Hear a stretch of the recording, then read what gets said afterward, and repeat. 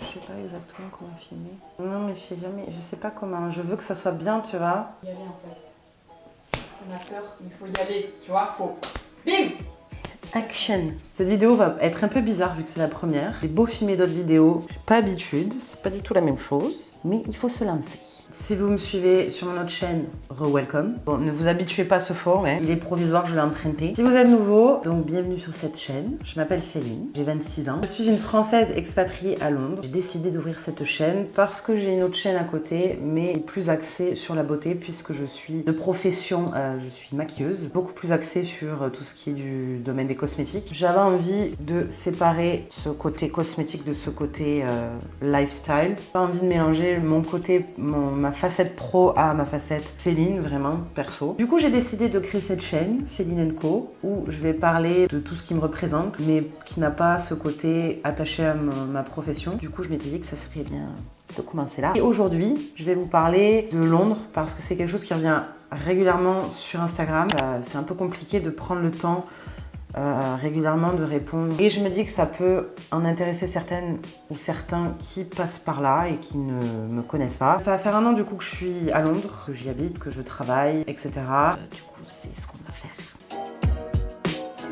Donc pour le début, si on doit parler du ressenti, je pense que je réalisais pas trop, on va dire le premier mois sûr. Je pense que je réalisais pas trop que j'avais déménagé à Londres. Je sais que j'étais à Londres, hein, je suis pas complètement débile. Je pense que j'avais pas réalisé que j'étais vraiment à Londres et que j'y restais en fait. Parce que cette appréhension de vouloir repartir parce que ça se passe mal, mais j'avais pas ce côté-là. J'ai beaucoup enchaîné dès la première semaine les entretiens. Voilà, je pense que ouais, ce moment où on ne se rend pas trop compte du choix qu'on a fait. Puis après, on va dire que si je dois parler après 6 mois, donc je bosse, j'ai déjà mon logement à moi. Je pense que j'étais bien parce que j'avais trouvé une liste, je me sentais bien dans l'entreprise. J'avais enfin un boulot dans mon domaine. Mon logement, ça se passait bien situé pour aller au boulot, pas trop loin du centre de Londres non plus. Donc ça pour on va dire les 8 premiers mois. Et là, je vais vous dire, si on parle de maintenant, je suis toujours bien, mais on va dire que je crois que je ressens plus qu'avant le manque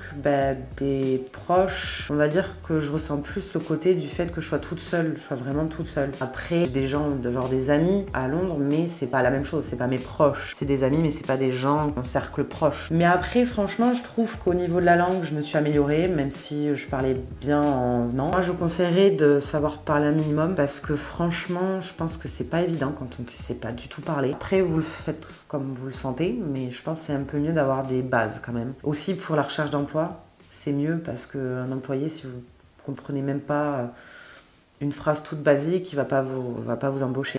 Je sais qu'il y a une question qui revient souvent, c'est comment ça se passe au niveau de l'intégration. Moi, je dirais qu'à Londres, en Angleterre généralement, je ne sais pas, mais à Londres, les gens sont assez ouverts. Ils sont très friendly, comme on dit, ils sont très amicaux, ils vont parler facilement avec vous. Donc vous pouvez très facilement parler avec quelqu'un que vous ne connaissez pas.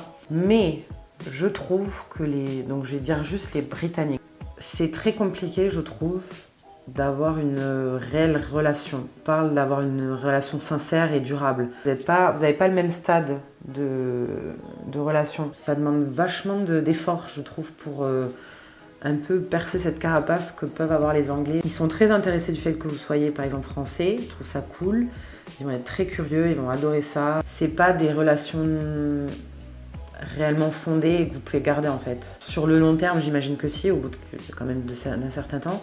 J'ai remarqué aussi à Londres que du coup, le fait qu'il y ait beaucoup de personnes étrangères, inconsciemment, et c'est triste, et peut-être du coup, de se faire avec les Anglais, c'est que ça se fait beaucoup par communauté. Donc ça crée un peu des petits groupes dans un sens.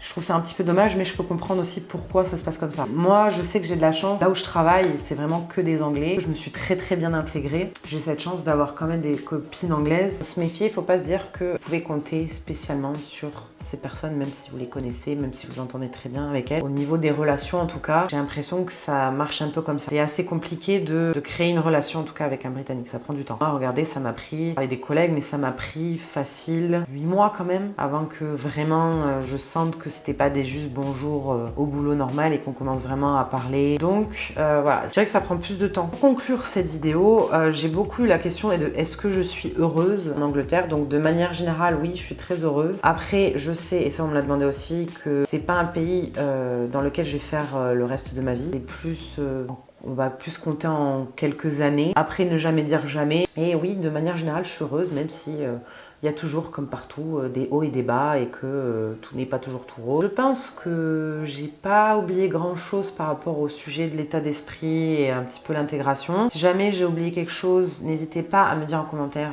question et j'y répondrai. N'hésitez pas à me dire si vous avez d'autres thèmes potentiellement sur Londres que vous aimeriez que j'aborde, même si j'ai déjà ma petite liste. Voilà. Bye bye.